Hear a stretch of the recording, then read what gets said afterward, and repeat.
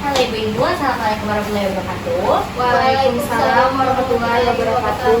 Gimana kabarnya nih Bu? Alhamdulillah Bu. Alhamdulillah ya. Jadi di sini saya dari sebelumnya kenalin dulu nih, namanya saya Rena Pianda dari Poltekkes Kemenkes Bengkulu, jurusan Kebidanan Prodi Sarjana Terapan. Jadi Bu, di sini kan saya mau penyuluhan ke masyarakat nih, masyarakat nggak harus masa juga nggak apa-apa, kayak ibu-ibu sekalian berdua juga nggak apa-apa sih. Tapi sebelumnya saya mau bagiin poster dulu nih tentang korupsi. Mungkin ibu-ibu juga ada tahu ya korupsi gimana kan? Nah, bisa dibaca dulu Bu posternya kan. Nah, di sini saya mau sedikit jelasin nih Bu, apa itu korupsi dan bagaimana cara penanganannya, gimana kesadarannya. Jadi yang pertama itu pengertian korupsi. Ibu udah tahu belum korupsi kan?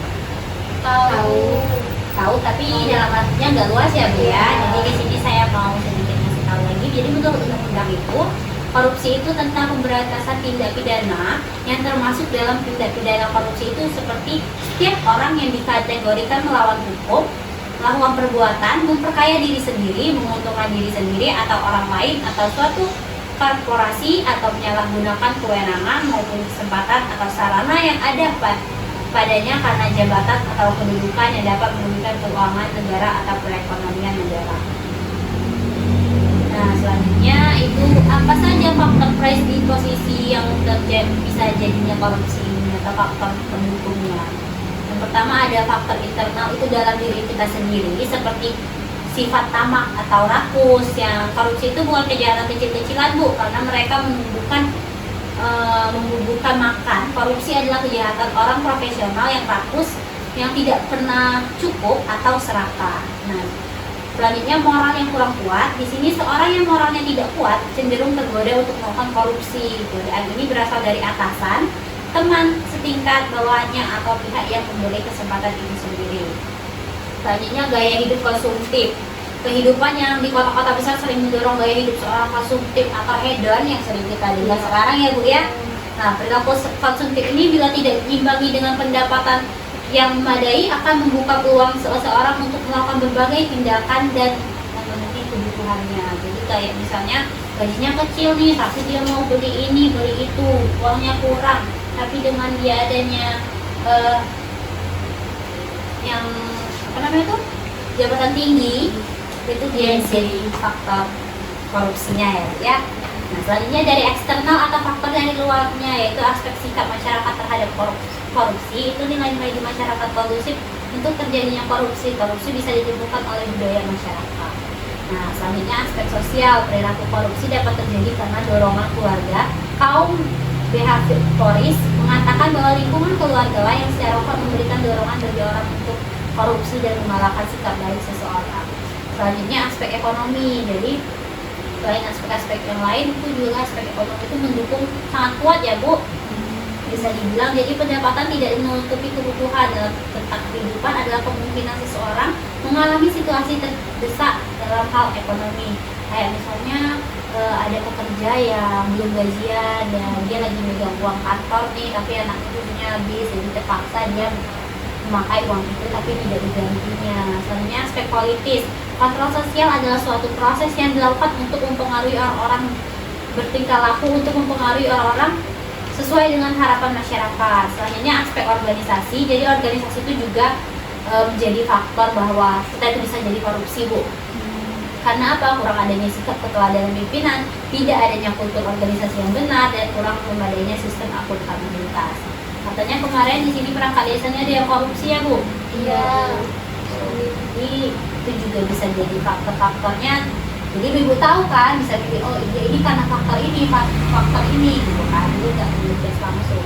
Nah, apa aja dampak-dampak dari korupsi ini? Jadi dampaknya itu ada di bidang demokrasi dan bidang ekonomi.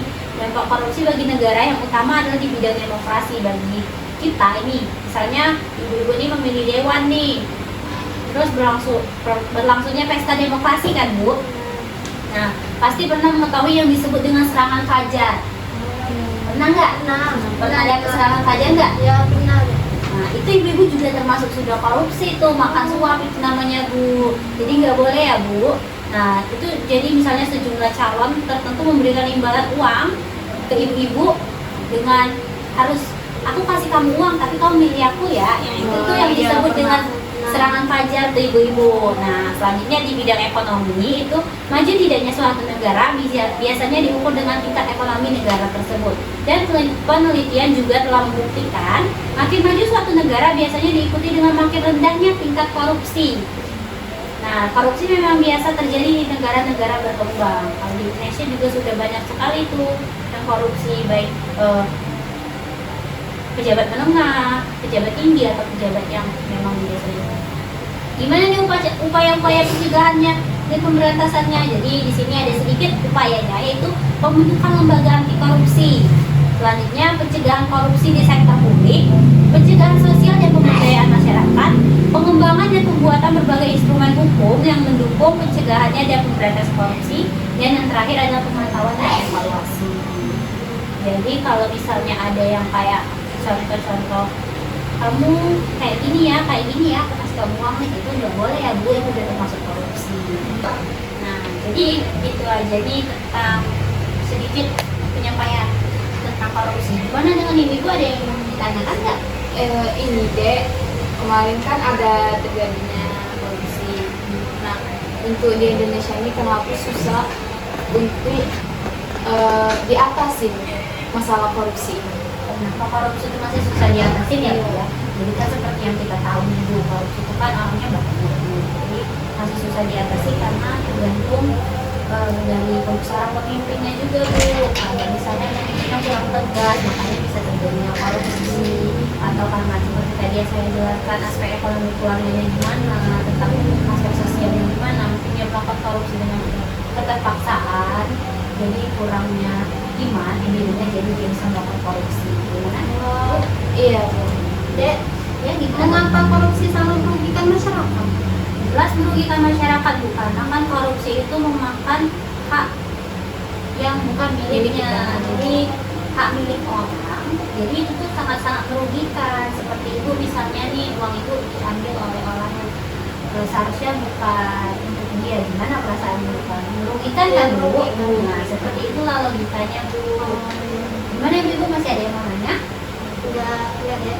Udah cukup ya? Udah cukup dek. Makasih ya dek. Iya ibu, saya terima kasih bu. Mungkin itu saja ya bu yang bisa saya sampaikan dari pembuat kali ini. Mungkin nanti bisa bermanfaat ke depan-depannya. Kalau misalnya ibu menemukan kasus korupsi, segera laporkan bu dengan orang-orang yang bisa mengamankannya. Ya bu ya, seperti polisi atau KPK. Kan sekarang kan sudah banyak tuh. Jadi bisa ibu tanamkan sifat-sifat anti korupsi ini dari ibu, anak-anak ibu, keluarga ibu, ataupun lebih luas lagi ya, malah lebih bagus. Terima kasih ya bu ya. Assalamualaikum warahmatullahi wabarakatuh bu. Waalaikumsalam warahmatullahi wabarakatuh.